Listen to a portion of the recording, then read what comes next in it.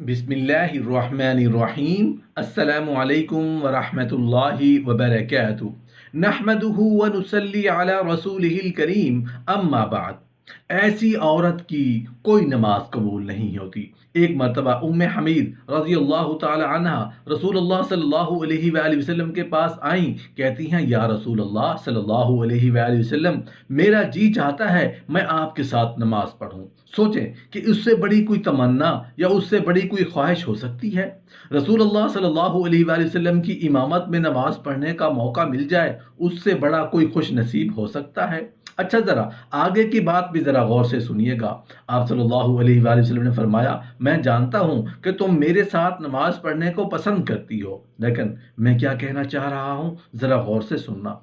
आप सल्लल्लाहु अलैहि वसल्लम ने फरमाया, जो तुम अपने दार में घर में नमाज पढ़ोगी वो किसी मस्जिद में जाके पढ़ोगी तो उससे बेहतर है।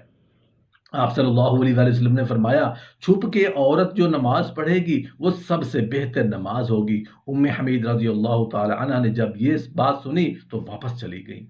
उन्होंने घर के कोने में नमाज की जगह मुख्तस की, जहां अंधेरा था, जहां किसी की नजर भी नहीं पहुंचती थी। रसूलुल्लाह सल्लल्लाहु अलैहि वसल्लम की सहाबिया फिर वहां ही नमाज पढ़ा, यहां तक कि वो अपने रब के पास चली गई। मोहतरम नाजरीन, क्या आपने कभी ये भी सोचा है कि कोई औरत घर के काम काज करके, बच्चों को खिला पिला के, शौहर की फर्मा बरदारी करके, जब उसका थकावट से बुरा हाल हो जाए, सर्दी का मौसम हो, रजाई और कंबल में लेटी हुई हो, सर्दी से थर थर कांप रही हो, और फिर अल्लाह की पुकार यानी आज़ान की आवाज़ सुनकर गर्म लिहाफ और गर्म कंबल छोड़कर वो औरत सख्त सर्दी में ठंडे पानी से वुजू करे, ठंडे पानी और सर्दी की वजह से जिस्म के रोंगटे खड़े हो जाएं, सर्दी से जिस्म कांप रहा हो, सर्दी ऐसी हो कि दांत बज रहे हों, फिर भी ऐसी औरत अल्लाह की रजा और सवाब की नीयत से वुजू करे और फिर सर्दी को बर्दाश्त करके नमाज अदा करे और उसकी नमाज ही कबूल ना हो। क्या ऐसा भी हो सकता है? जी बिल्कुल हो सकता है, क्योंकि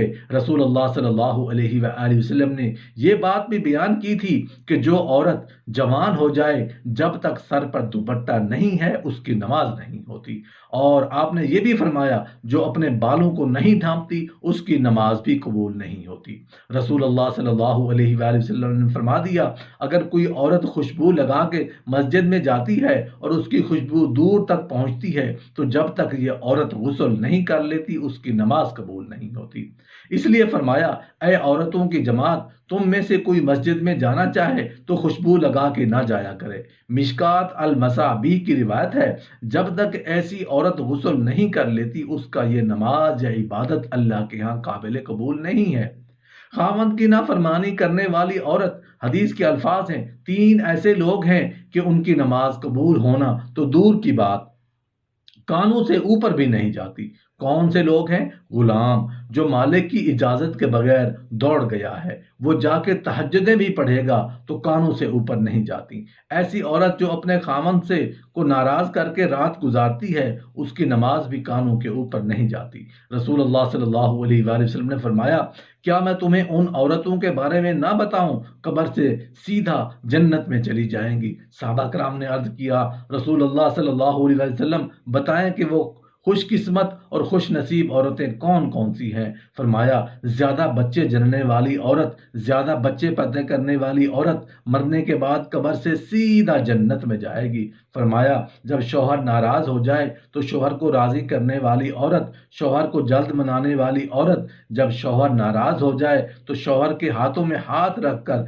जो बीवी कहती हो, ऐ मेरे सरताज, जब तक आप राजी नहीं होंगे मैं खाना नहीं खाऊंगी, जब तक आप राजी नहीं होंगे मैं पानी नहीं पीऊंगी, जब तक आप राजी नहीं होंगे मैं बनाव सिगार नहीं करूंगी, जब तक आप राजी नहीं होंगे मैं ज़ेबो ज़ीनत नहीं करूंगी, जब तक आप राजी नहीं होंगे मैं उस वक्त तक अपनी आंखों में काजल या सुरमा हरगिज नहीं लगाऊंगी। वो औरत जो अपने शौहर के साथ टूट के मोहब्बत करती है, टूट के प्यार करती है, इश्क करती है, अल्लाह और उसके रसूल की रज़ा के लिए अपने शौहर की इज्जत करती है, अदब करती है, एहतराम करती है, शौहर की कमियां दूसरी औरतों के सामने बयान नहीं करती, हमेशा शौहर की तारीफ ही बयान करती रहती है। फरमाया, वो नमाजी औरत, कुरान मजीद पढ़ने वाली औरत, शरीयत पर पाबंदी से अमल करने वाली औरत जो मरने के बाद कब्र से सीधा जन्नत में चली जाएगी।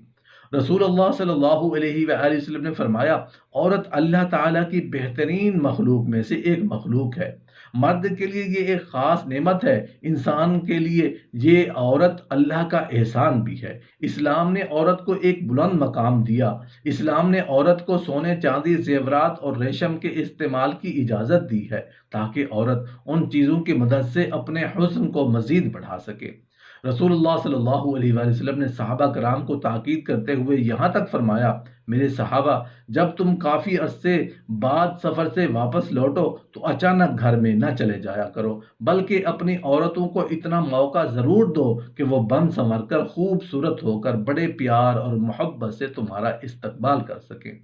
مگر ان سارے کاموں کے لیے اسلام نے ایک شرط بھی رکھی ہے کہ عورت بناؤ سنگار کر کے مارکیٹوں کی زینت نہ بنے، عورت بن سنور کر بازاروں کی رونق نہ بنے، عورت اپنے آپ کو مزید خوبصورت بناؤ سنگار کرے مگر صرف اپنے شوہر کے لیے، اپنے شوہر کو دکھانے کے لیے بناؤ سنگار کر کے غیر محرم مردوں کے سامنے پیش نہ ہو، کیونکہ ایسا کرنے سے اللہ ناراض ہوگا، مدینے والا ناراض ہوگا۔ ایسا انسان جو لوگوں کو نماز تو پڑھاتا ہے لیکن لوگ اس کی امامت پر خوش نہیں ہیں، پسند نہیں کرتے، شرط یہ ہے کہ کوئی شرعی سبب ہو، ویسے مزاج کی بات نہ ہو۔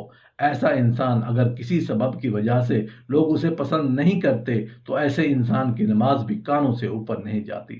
اور صحیح الترغیب کی روایت بھی سننے والی ہے، فرمایا، اے انسان کی نماز بھی کانوں سے اوپر نہیں جاتی جس کو کہا نہیں گیا کہ تم جنازہ پڑھاؤ، وہ جنازہ پڑھاتا ہے، کہتا ہے میں ہی پڑھاؤں گا، ضد کیا ہے یہ مسلمان، کہا کہ آپ پڑھا دیں، آپ پڑھا دیں، کوئی پڑھا دے، دعا اخلاص یہ کر دی کہ اس کی بخشش فرما دے، اللہ اس کے درجات بلند فرما دے۔